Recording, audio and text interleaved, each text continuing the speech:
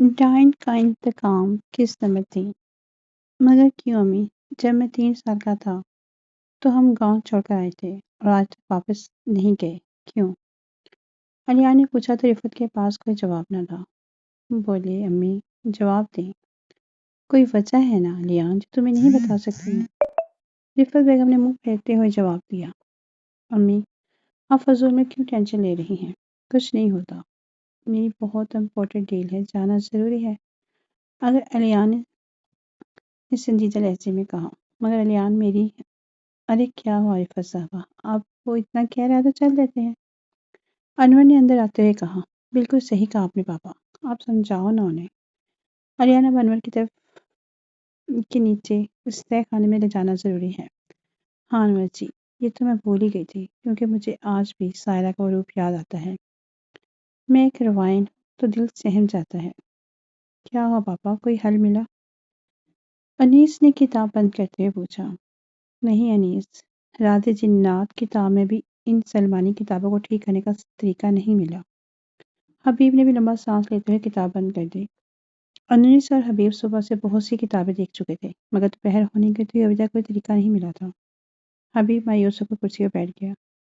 انیس نے جگ اٹھا کر گلاس میں پانی ڈالا اور حبیب کو دیا۔ پاپا آپ مایوس مت ہوئیں، کوئی طریقہ مل جائے گا، میں وہ سامنے والی پرانی کبرڈ میں دیکھتا ہوں، شاید کوئی کتاب مل جائے۔ انیس کبرڈ کی طرف جا رہا تھا کہ اچانک اس کا پاؤں پھسلا اور وہ سیدھا کبرڈ پر جا گرا۔ کبرڈ ایک دم زور سے گھومی جیسے کوئی دروازہ، اور اگلے لمحے انیس حبیب دونوں حیران ہو گئے، کیونکہ کبرڈ کے پیچھے بہت بڑا کمرہ تھا۔ حبیب جلدی سے اٹھا اور کمرے کے پاس آ گیا۔ انیس بھی کمرے کے اندر گیا۔ کمرہ بہت بڑا تھا اور کمرے میں نہایت خوفناک بد شکلوں کی تصویریں لگی ہوئی تھی۔ کمرے کے درمیان میں ایک بہت بڑی کتاب رکھی تھی اور اس کے اوپر ایک سنہری پتھر تھا جو چمک رہا تھا۔ چلو جلدی کرو، سارا سامان رکھ لیا نا؟ بیگ خاندان کے لیے نکل رہا تھا۔ بیگ خاندان گاؤں کے لیے نکل رہا تھا۔ صرف 2 گاڑیاں ہی لے جاتی ہیں، ایک گاڑی میں، علیان، سارا اور عائشہ، اور ایک میں ہم بڑے، انور بیگ نے کہا۔ بھائی صاحب بالکل، میرا مطلب ٹھیک بول رہے ہیں، عروسہ نے کہا۔ ٹھیک ہے پاپا، چلے نکلتے ہیں۔ علیان اور ریحان گاڑی میں بیٹھ گئے۔ علیان نے ڈرائیونگ سیٹ سنبھالی جبکہ سارا اور عائشہ پیچھے بیٹھ گئی۔ انور لوگوں کی گاڑی آگے تھی۔ بھائی آپ کو کیا لگتا ہے ہماری حویلی کوئی پرانے بادشاہوں کی حویلی ہوگی یا ماڈرن ٹائپ؟ سارا نے علیان کو کہا۔ آئی تھنک تھوڑی بادشاہوں ٹائپ کی، آخر ہمارے دادا پر دادا کے زمانے کی حویلی ہے وہ، علیان نے جواب دیا۔ گائز جیسی بھی ہو، ہمیں وہاں صرف انجوائے کرنا ہے، کچھ نہیں، ریان نے کہا۔ گاڑی اب گاؤں کے راستے پر چل رہی تھی۔ سڑک کے دونوں طرف بہت بڑا جنگل تھا۔ ارے بھائی کوئی اچھا سا گانا چلا دو، سفر کو تھوڑا انجوائے کریں، اب کی بار عائشہ نے کہا۔ علیان نے میوزک آن کر دیا۔ بالی ووڈ کا گانا چل رہا تھا، مگر تبھی علیان کو صرف اس کے گنگنانے کی آواز آنے لگی۔ کیسی آواز؟ ویسی ہے جیسے خواب میں وہ گنگناتے ہیں۔ علیان نے سوچا، یار ریان یہ میوزک چینج کرو۔ علیان نے کہا۔ کیا بھائی میوزک چل رہا ہے؟ ریان نے کہا۔ علیان کو لگا وہ سپنا دل میں بھی آنے لگا ہے، مگر تبھی گنگنانے کی آواز بند ہو گئی۔ یہ کمرہ کس کا ہے؟ انیس نے کہا۔ اتنے سالوں تک یہ کمرہ مجھ سے بھی چھپا تھا، حبیب بولا۔ لگتا ہے اس کتاب میں ضرور کوئی بات ہے، تبھی زنوبا نے یہاں چھپا کے رکھا ہے اسے۔ حبیب کتاب کے پاس جا کر اسے دیکھتے ہوئے کہا۔ ہاں پاپا، مگر اس کے اوپر یہ پتھر کیسا؟ انیس پتھر کو دیکھ کر چونک گئے، بولا۔ اس پتھر کو رواجتی پتھر کہتے ہیں۔ یہ ایسا جادوئی پتھر ہے، اس پتھر کو وہی اٹھا سکتا ہے جس نے اسے رکھا ہو، یا پھر وہی جس کا خون ہو۔ یعنی اگر اس کو ماں نے رکھا ہے تو میں اٹھا سکتا ہوں، انیس نے کہا۔ ہاں بالکل، تم نے صحیح سوچا، حبیب نے کہا۔ انیس آرام سے زمین پر بیٹھا اور اپنا ہاتھ پتھر کی طرف بڑھایا۔ احتیاط سے بیٹا۔ جی پاپا۔ انیس نے پتھر کو اٹھایا، پتھر آرام سے انیس کے ہاتھ میں آ گیا۔ تبھی پوری کتاب سے بہت زیادہ روشنی نکلی اور پوری کمرے میں پھیل گئی۔ انیس اور حبیب پیچھے ہٹ گئے۔ اب ہر طرف اندھیرا ہو رہا تھا، گاڑی اپنے راستے پر رواں دواں تھی۔ تبھی ریان بولا۔ گاڑی روکے بھائی، گاڑی روک۔ وہ سامنے دکھے ریان نے سڑک کے بائیں طرف جنگل میں اشارہ کیا۔ واہ یار، اتنی بڑی گاڑی، وہ بھی ایسے جیسے بہت سے پتھروں سے بنائی گئی ہو، کیونکہ یہاں کوئی پہاڑ تو ہے نہیں، عائشہ ایک ساتھ بولی۔ مجھے لگتا ہے پرانے زمانے کے لوگوں کا گھر ایسا ہوتا ہوگا، ریان نے کہا۔ چلو نا ریان بھائی، چلتے ہیں، سارا نے کہا۔ الیان ابھی بھی غار کو غور سے دیکھ رہا تھا، جیسے کچھ یاد کرنے کی کوشش کر رہا ہو۔ ہاں چلو، الیان نے آہستہ سے کہا اور گاڑی سے باہر نکل گیا۔ واہ کیا بات ہے، آج الیان بھائی نے اجازت دے دی۔ ایسا کیوں لگ رہا ہے جیسے اس جگہ کو پہلے کبھی دیکھا ہوا ہو؟ الیان نے غور سے غار کو دیکھتے ہوئے کہا۔ کیا پتا بھائی، جب آپ چھوٹے ہو تو چچی آپ کو یہاں لے کر آئی ہو، الیان نے کہا۔ چلو چلو اس کے پاس جاتے ہیں اور اندر سے بھی دیکھتے ہیں، عائشہ گاڑی سے کیمرہ نکالتے ہوئے بولی، اور سب اس طرف چل دیے۔ سب غار کے پاس پہنچ گئے جو بہت بڑے بڑے کالے پتھروں سے بنائی گئی تھی۔ پرانے زمانے میں کسی نے بہت محنت کر کے اسے بنایا ہوگا۔ سارا غار کا اوپر سے نیچے تک کا جائزہ لیتے ہوئے بولی۔ چلو یار اس کے اندر چلتے ہیں، الیان نے کہا۔ عائشہ نے موبائل کی ٹارچ آن کر لی اور باقی سب نے بھی اپنا موبائل نکال کر ٹارچ آن کر لی اور اندر داخل ہو گئے۔ پوری غار میں ہر طرف اندھیرا چھایا ہوا تھا۔ یار یہاں بہت اندھیرا ہے، ہماری ٹارچز کی روشنی بھی کم پڑ گئی۔ یہ دیکھو، مثل پرانے زمان لوگ اسی سے روشنی حاصل کرتے تھے، الیان نے ایک طرف موبائل کرتے ہوئے کہا۔ میرے پاس لیٹر، اس سے میں چلاتا ہوں۔ الیان نے جیب سے لیٹر نکالا اور مشعل جلا دی۔ مشعل کی ہلکی سی روشنی غار میں پھیل گئی۔ غار بہت سے مشعل رکھی ہوئی تھی، الیان نے ایک کر کے سب کو جلایا اور اب غار میں روشنی پھیل گئی۔ واہ یہ تو بہت بڑی غار ہے، سارا نے واؤ کھینچ کر بولا۔ غار میں سامنے کی دیوار پہ خوبصورت لڑکی کی بہت بڑی تصویر لگی ہوئی تھی جو آرٹ سے بنائی گئی تھی۔ یار سارا یہ کتنی امیزنگ غار ہے، عائشہ سارا سے مخاطب تھی۔ الیان چلتا ہوا تصویر کے پاس پہنچا۔ ایسا لگتا ہے اسے پہلے بھی کہیں دیکھا ہے، الیان نے سوچا۔ تبھی الیان کو زمین پہ ایک ناخن دکھائی دیا۔ الیان نے ناخن اٹھایا، یہ ناخن بہت بڑا اور نیلا تھا۔ الیان کو کچھ یاد آئے، اس کے چھوٹے سے ناخن لمبے نیلے ہو چکے تھے۔ یہ تو ہی ناخن ہے جس طرح اس عورت کا ناخن تھا۔ جب روشنی نارمل ہوئی تو حبیب اور انیس نے ایک آنکھیں کھول دی اور کتاب کی طرف دیکھا۔ کتاب اب کھل چکی تھی اور اس کا پہلا صفحہ سامنے تھا۔ راز ڈائن، انیس نے کتاب کو دیکھتے ہوئے کہا۔ کتاب ایک بہت قدیم زبان میں لکھی گئی تھی، مگر انیس اور حبیب کے لیے دنیا کی کوئی زبان پڑھنا مشکل نہیں تھا۔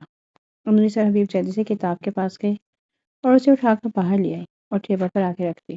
حبیب نے جلدی سے کتاب کا صفحہ پلٹا اور اگلا صفحہ پڑھنا شروع کر دیا۔ راز ڈائن، اس کتاب کو دنیا کی سب سے پہلی طاقتور ڈائن تتوائن نے لکھا ہے۔ اس کتاب میں دنیا کی تمام کالی طاقتوں کے بارے میں لکھا گیا ہے، جیسے کہ چڑیل، ڈائن، بھوت، راکشس، ان سب کی کمزوریاں، طاقتیں، ان کو کیسے ختم کیا جا سکتا ہے، سب کچھ۔ حبیب نے یہ پڑھ کر صفحہ پلٹ دیا۔ پاپا یہاں تو بہت کچھ لکھا ہوا، ہمیں تو یہ پتہ کرنا ہے کہ سلیمانی کتابوں کے صفحات کس کی وجہ سے مٹ چکے ہیں اور ان کو ٹھیک کیسے کیا جا سکتا ہے، انیس نے کہا۔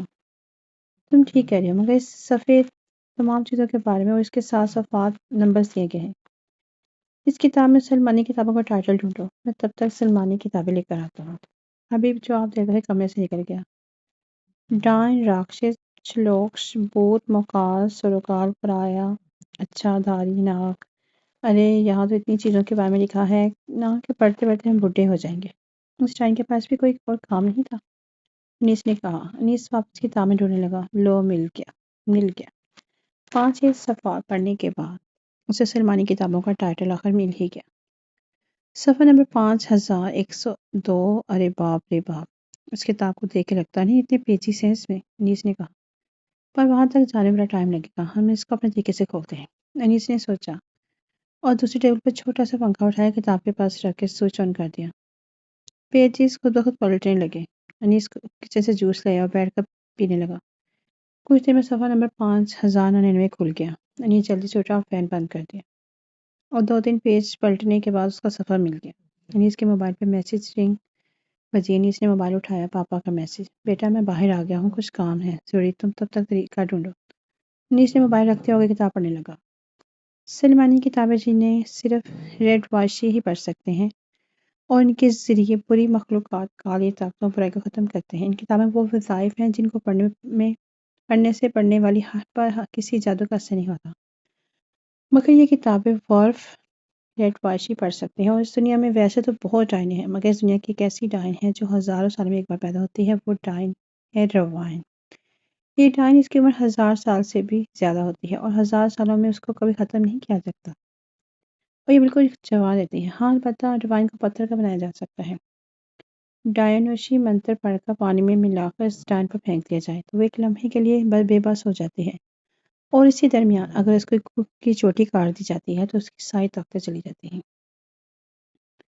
اور پھر اسے آگ لگا دیا جائے تو یہ ڈائن کچھ سالوں کے لیے پتھر کی بن جاتی ہے، مگر اس کے بعد یہ کتنی زیادہ بھیانک ہو جاتی ہے کوئی سوچ بھی نہیں سکتا۔ انیس نے رکا، ایک لمبا سانس لیا اور پھر پڑھنا شروع کر دیا، اور جب یہ لوٹ کے آتی ہے تو اتنی طاقتور ہوتی ہے کہ اس کے آنے سے پہلے سلیمانی کتابوں کے صفحات مٹ جاتے ہیں، اور دوبارہ یہ سبھی صحیح تب بھی ہوتے ہیں جب کسی ڈائن کا کالا خون اس پر پڑتا ہے۔ ارے یہ بچوں کی گاڑی پیچھے کہیں نظر نہیں آ رہی، کہاں رہ گئے ہیں لوگ؟ رفت نے پریشان ہوتے ہوئے کہا۔ پورا روڈ سنسان تھا، پیچھے کوئی گاڑی نظر نہیں آ رہی۔ ارے بھابھی آپ کیوں اتنی چنتا کر رہی ہیں؟ آ جائیں گے، ہوں گے کہیں راستے میں، عروسہ نے کہا۔ عروسہ تم میری میڈیسن ساتھ لائی ہو؟ ثاقب نے عروسہ سے پوچھا۔ کھڑوسا؟ آپ نے مجھے کھڑوسا بولا؟ کرتارپور جانے والی، جانے دیں، بتاتی ہوں آپ کو، آپ کے کان کھینچنے پڑیں گے مجھے۔ عروسہ نے انگلی دکھاتے ہوئے کہا۔ ارے عروسہ، دیور جی نے عروسہ ہی بولا، تم اپنے کان میں لگانا بھول گئی ہو۔ رفت نے عروسہ کے کان میں انگلی مارتے ہوئے کہا۔ او سوری بھابھی، میں لگانا بھول گئی۔ عروسہ نے کہا۔ عروسہ کے کان میں تھوڑی پرابلم تھی، دیکھا میں نے عروسہ ہی بولا تھا، تم فضول میں ہی اتنا غصہ کرتی ہو، پہلے اپنا کان چیک کر لیتی۔ ثاقب نے مسکراتے ہوئے طنز سے کہا۔ آپ تو رہنے دیں، کیا پتا آپ نے میری نہ سننے کا فائدہ اٹھایا ہو۔ عروسہ منہ بناتے ہوئے بولی۔ لو رفت آ گیا تمہارا لیان۔ انور نے گاڑی کے شیزے پیچھے آتی گاڑی کو دیکھا۔ شکر ہے خدا کا، رفت نے گہرا سانس لیتے ہوئے کہا۔ میں نا جس سے پیار کروں گی نا، بالکل میرے ناول کے ہیرو جیسے ہو گئے۔ اپنی بڑی سی گاڑی میں آئے گا، حریم انیہ سے کہے تھے، لو آ گئے۔ وہ اپنی گاڑی کا دروازہ کھولے گا اور بڑے ایٹیٹیوڈ سے باہر نکلے گا۔ نکل آیا۔ وہ اپنے گھنے بالوں میں ہاتھ گھمائے گا۔ ہائے گھما دیا! اس کی نیلی آنکھیں سب کو مدہوش کر دے گی۔ مدہوش ہی تو کر دیا۔ وہ ڈیشنگ سٹائل سے چلے گا۔ بالکل۔ ارے کیا بولے جا رہی ہو؟ تو لینا میں کیا بتا رہی ہوں تمہیں؟ حریم نے لینا کو جھنجھوڑتے گا۔ وہ دیکھ! علینا نے حریم کے پیچھے سامنے حویلی کی طرف اشارہ کیا۔ حریم پیچھے مڑی تو حیران رہ گئی، سامنے الیان اور اس کی فیملی حویلی کی طرف جا رہی تھی۔ میرا ہیرو آ گیا۔ حریم کی نظر الیان پر پٹک گئی تھی۔ میرا بھی۔ علینا کی نظر تو ریان پہ ہی جم گئی تھی۔ تم دونوں نہیں سدھرو گی۔ علینا اور حریم دونوں کے کان کھینچے تھے۔ علینا اور حریم دونوں پیچھے مڑی تو علینا کی امی ریحانہ تھی۔ علینا اور حریم دونوں کے رنگ اڑے۔ میں نے تم دونوں کو کہا تھا کہ باڑہ صاف کرو، اور تم دونوں پھر یہاں یہ سالہ پکڑ کے بیٹھی ہو۔ نہیں امی، ہم تو بس… علینا کے پاس کہنے کے لیے الفاظ نہیں تھے۔ اور تم کل مخی میری بیٹی کو بھی اپنے جیسا بنا رہی ہے۔ ریحانہ نے علینا کا کان چھوڑ دیا، مگر حریم کا کان زور سے مروڑا۔ نہیں خالہ، میں تو بس… حریم درد سے ہلکا سا چلائی۔ چل تو گھر، سارا باڑہ تو کل ہی صاف کرے گی، تیرے نو انسان والی زبان سمجھ ہی نہیں آتی۔ ارے امی وہ کیسے؟ علینا کے بولنے سے پہلے ہی ریحانہ نے اسے ٹوک دیا۔ خبردار، جو تو نے اس کی ہمدرد والی زبان کھینچ لوں گی تیری۔ ریحانہ نے علینا کو غصے سے کہا اور حریم کو ہاتھ سے پکڑ کر گھر کی طرف چل دی۔ علینا وہیں کھڑی رہی۔ او چل، تیرے لیے میں اسپیشل لکھ کے لے کے آواں۔ ریحانہ پیچھے مڑ کے علینا پہ چلائی۔